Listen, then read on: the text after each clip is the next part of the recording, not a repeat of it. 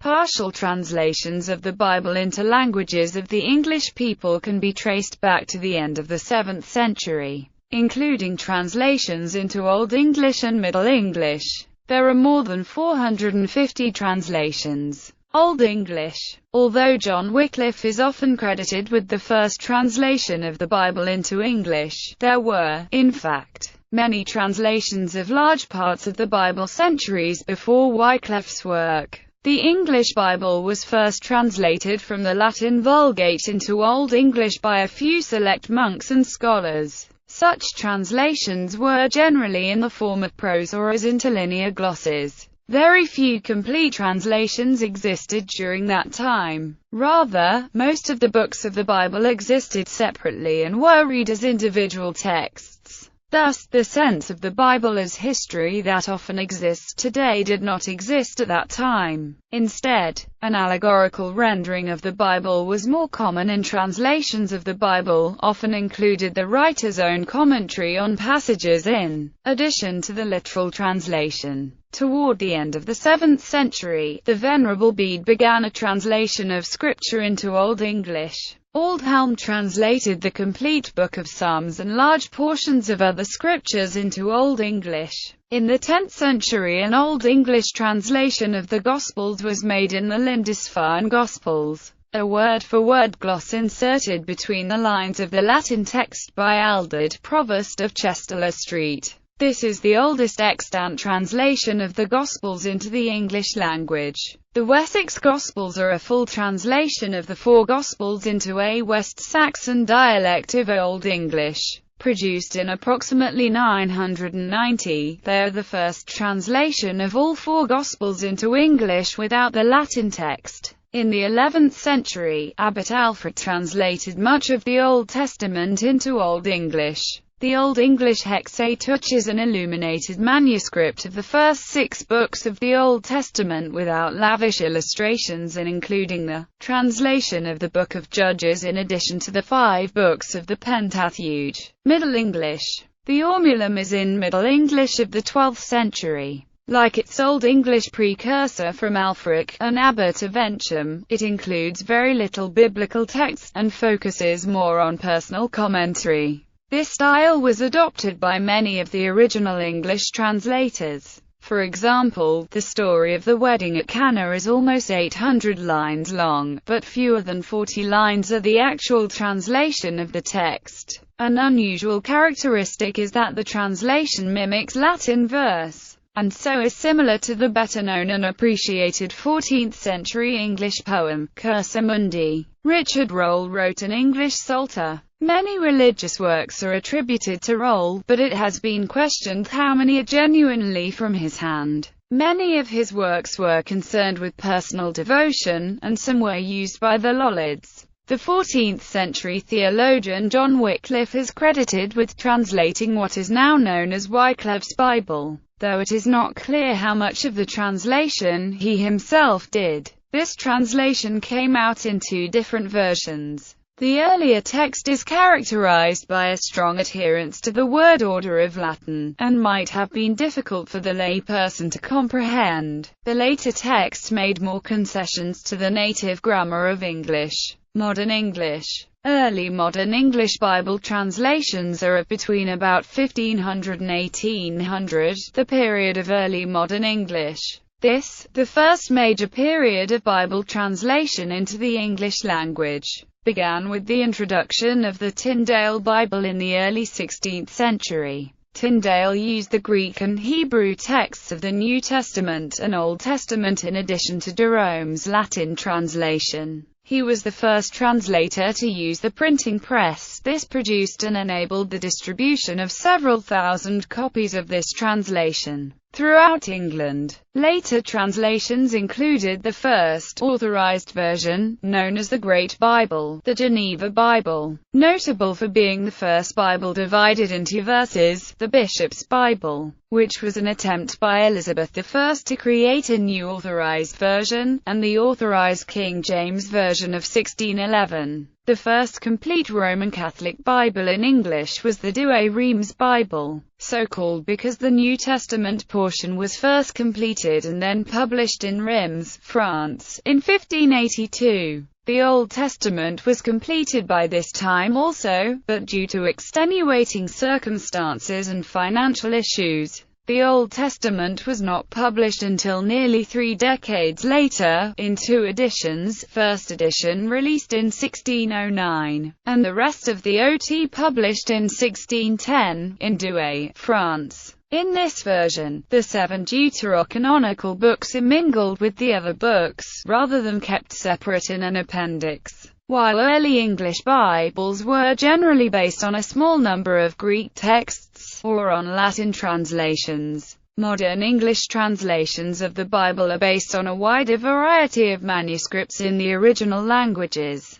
The translators put much scholarly effort into cross-checking the various sources such as the Septuagint, Textus Receptus, and Masoretic text. Relatively recent discoveries such as the Dead Sea Scrolls provide additional reference information. There is some controversy over which texts should be used as a basis for translation, as some of the alternate sources do not include phrases which are found only in the Textus Receptus. Some say the alternate sources were poorly representative of the texts used in their time, whereas others claim the Textus Receptus includes passages that were added to the alternate texts improperly. These controversial passages are not the basis for disputed issues of doctrine, but tend to be additional stories or snippets of phrases. Many modern English translations, such as the New International Version, contain limited text notes indicating where differences occur in original sources. A somewhat greater number of textual differences are noted in the New King James Bible, indicating hundreds of New Testament differences between the Nestle Orland, the Textus Receptus, and the Hodges edition of the majority text. The differences in the Old Testament are less well documented,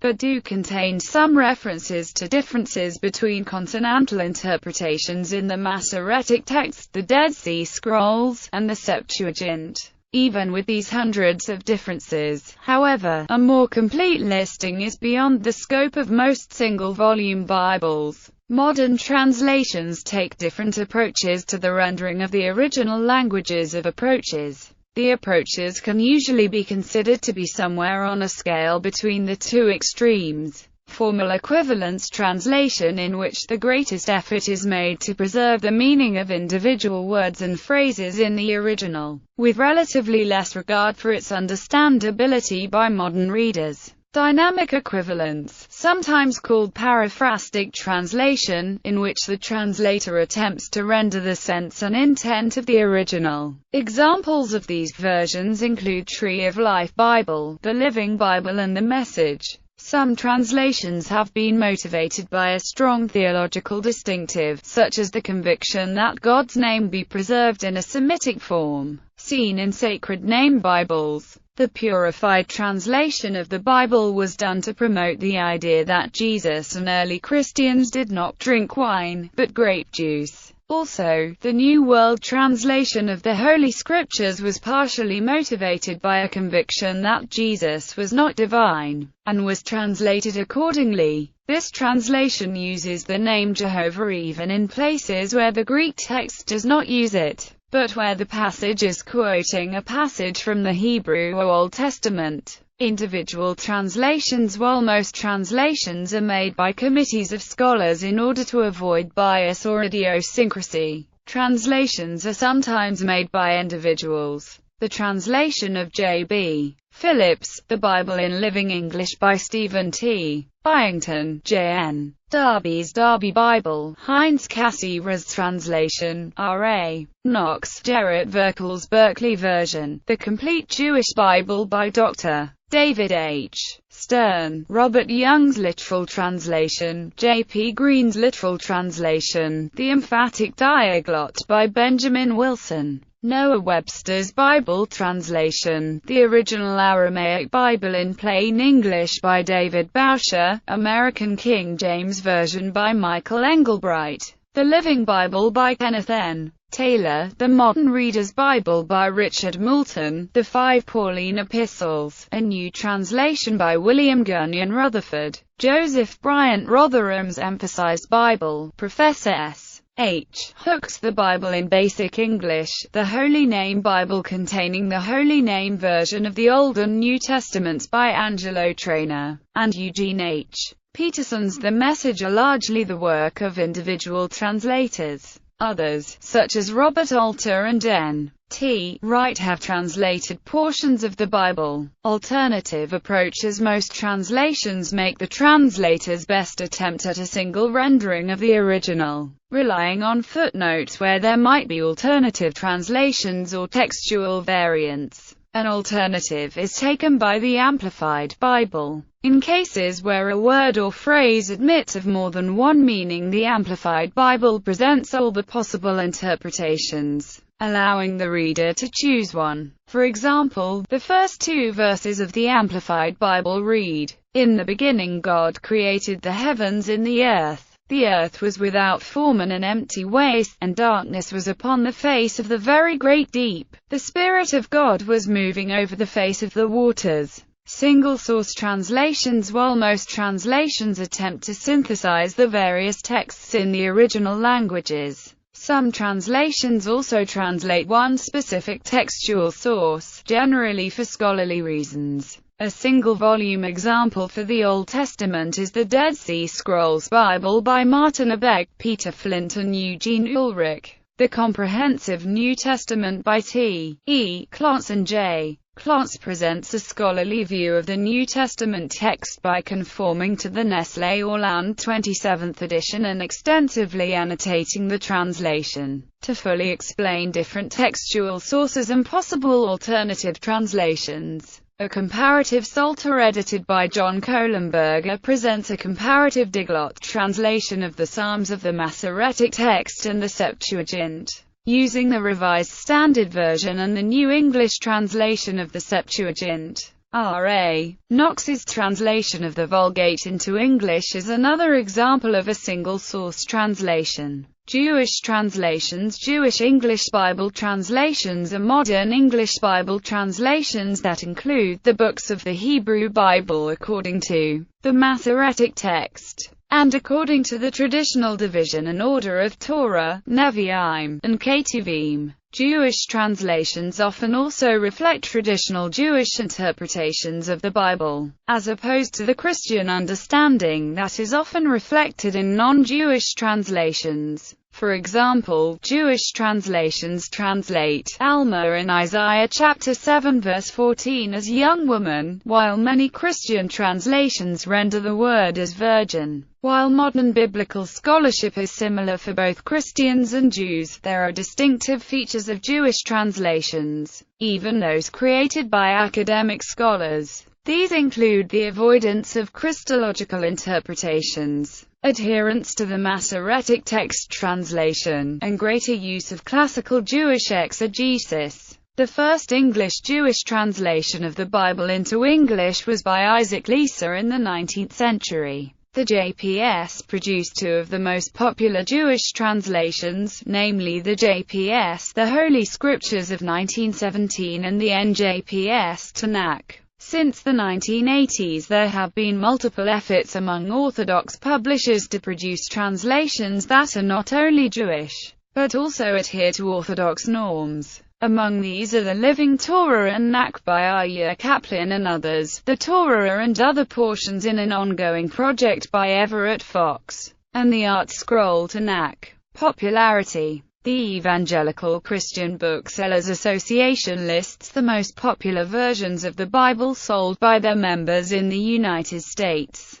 Through the 29th of December 2012, the top 5 best-selling translations are as follows: New International Version, King James Version, New Living Translation, New King James Version, English Standard Version. Sales are affected by denomination and religious affiliation. For example, the most popular Jewish version would not compete with rankings of a larger audience. Sales data can be affected by the method of marketing. Some translations are directly marketed to particular denominations or local churches, and many Christian booksellers only offer Protestant Bibles, so Catholic and Orthodox Bibles may not appear as high on the CBA rank. A study published in 2014 by the Center for the Study of Religion and American Culture at Indiana University and Purdue University found that Americans read versions of the Bible as follows: King James Version, New International Version, other translations, New Revised Standard Version, New American Bible, Living Bible,